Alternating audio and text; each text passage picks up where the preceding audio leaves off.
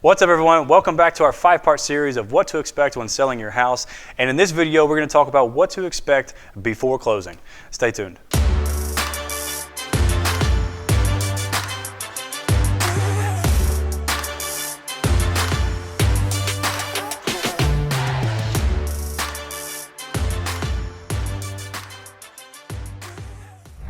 What's up everybody? Andrew here with the Lake Team in Houston, Texas. Welcome back to our channel. We have another fantastic video lined up for you guys today. And if you're watching this on YouTube and you have not already, go ahead and smash that subscribe button down below.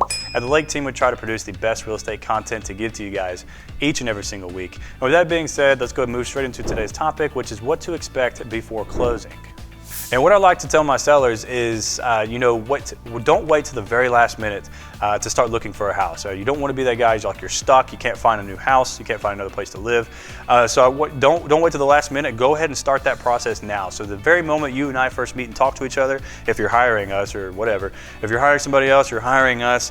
What I like to tell people is go ahead and start looking now. Go ahead and creating that folder. Get on HAR. I'll share my app with you guys.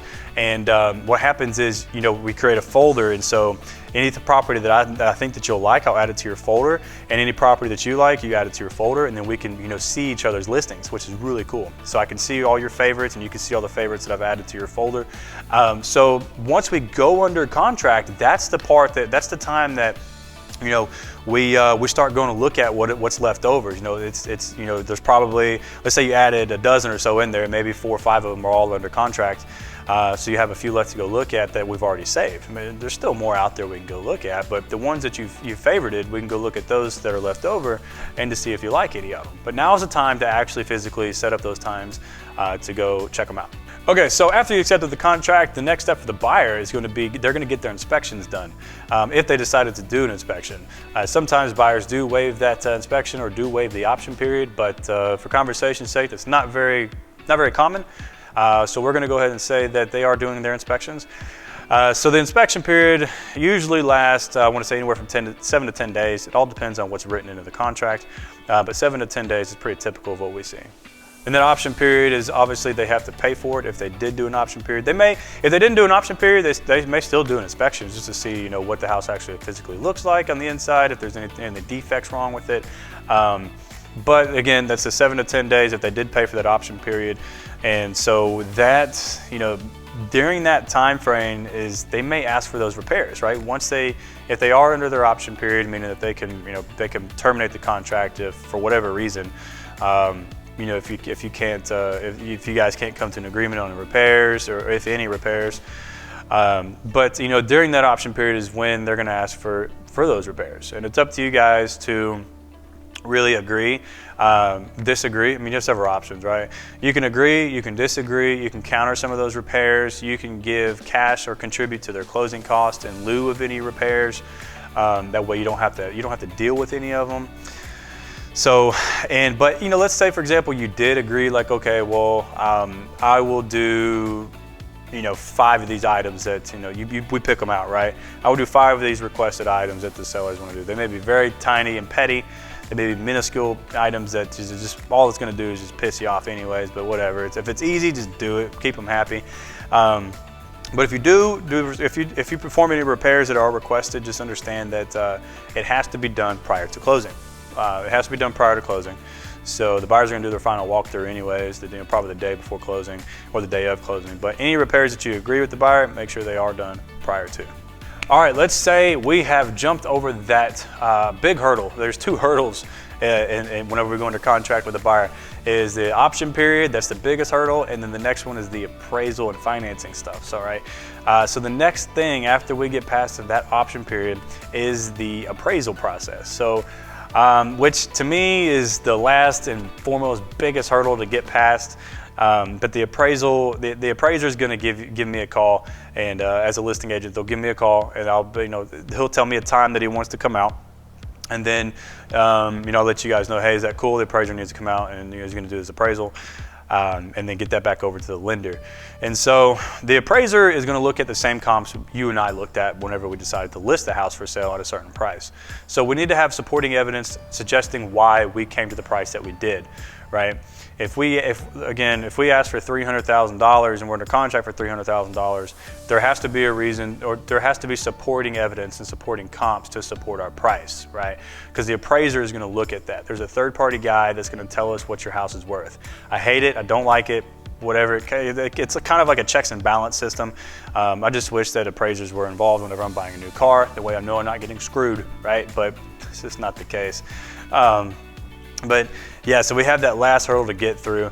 And you might be asking yourself, well, what if somebody offers me $320,000? They offer me $20K over my asking price. Well, that's where the appraisal addendums come into play. You know, the buyer can say, I'll offer you $320,000, and if it doesn't appraise between your listing price and, you know, our offer price, I'll pay the difference. So it's not uncommon in today's market for buyers to actually do something like that. So don't fret if they do offer you significantly more than what you were originally asking. There are ways around that. But just understand, I think the last and most major hurdle is getting through that appraisal process first. And obviously, the buyers still need to get through their financing stuff. Nothing is really guaranteed at this point, even though the appraisal's been scheduled. They came out, they did the appraisal. Just understand, still at this point, nothing is guaranteed. Nothing is guaranteed. The buyer's financing could fall through for whatever crazy reason. There's a million reasons why buyer's financing could fall through. So just understand, at this point, nothing is really guaranteed yet. So don't go out and, you know, don't count your chickens before they hatch, because the wildest of things could happen in this industry, and trust me. So just take it easy for a second. And you might also be asking yourself, well, what about me when I need to buy a house? I'm going to sell this house to buy a new one, right? There is what's called there's a contingency for sale of other property, right? So we put that contingency in. So if you find a house that you like and that you want to move into, that you love, right? You're going to buy it. We make that offer contingent on your house selling. So if anything ever happened to your property with your buyer and your property, and they can't buy the house, then you're not obligated to purchase the new one, because we wrote the offer contingent on your selling first.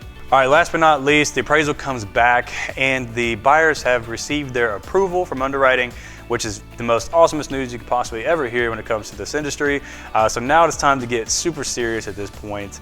Start getting packed, start packing up, start scheduling movers, transfer utilities, all that good stuff. Get all of that stuff done. Now is the time to really get serious, because there's a really, really good chance that this sale is actually going through. So get serious about it, start packing up stuff. I mean, you should have been packing from the begin with whenever you started this process of decluttering and things like that. But anything excess, start packing up, getting it ready, start living very minimalistic lifestyle, right? Because you're in the process of moving. You don't want to do it all at once, all in one day. You'll get serious about it, because you're pretty much about to get to the closing table to sign all your documents, and the house can now turn from pending to sold. All right, guys, so that's going to wrap it up for today's video. This is part 4 of our 5-part series of what to expect during the selling process. So let me know what you guys think in the comment section below, or if you have any other additional topics you'd like us to cover, feel free to make that suggestion as well.